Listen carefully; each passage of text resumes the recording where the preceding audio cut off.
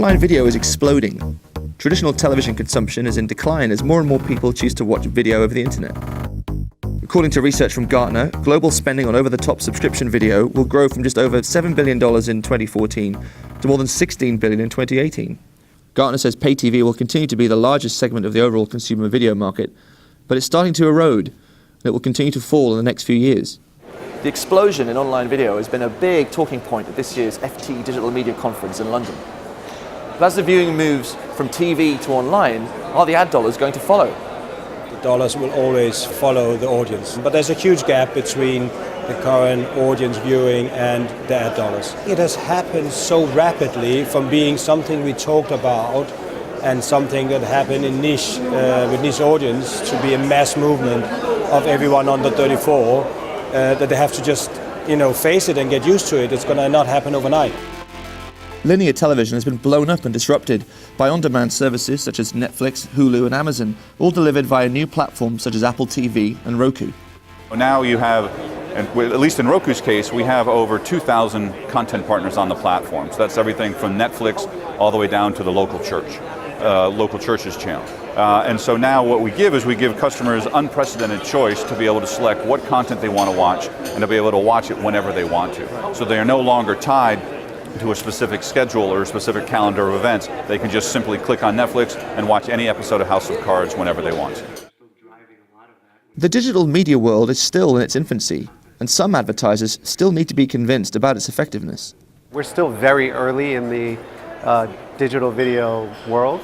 Digital video content creators need to do a better job of convincing them of not only the value, the engagement that we're generating, the ad opportunities that are there.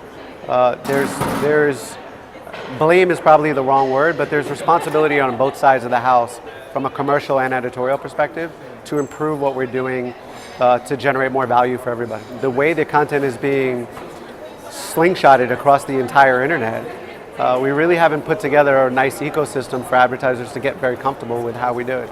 And two, the metrics just don't match up with how they're used to advertising with TV and what they get back in regards to engagement and viewability. There's a lot there that we need to fix, but I think they're all, none of them are insurmountable.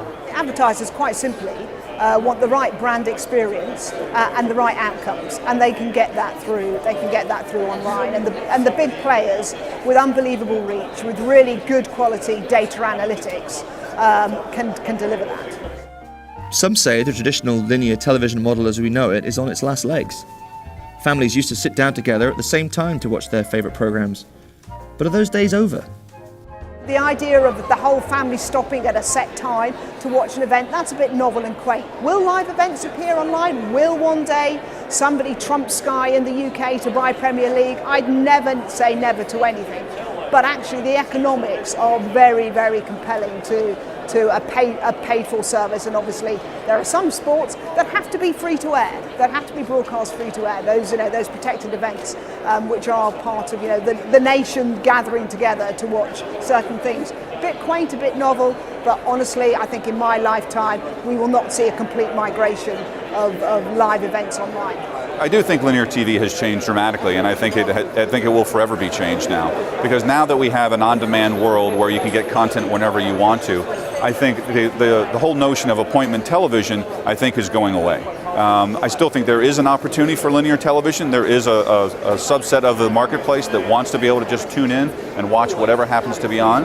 But for the majority of consumers, they really are moving away from that, starting to anyway, and starting to look at on-demand programming.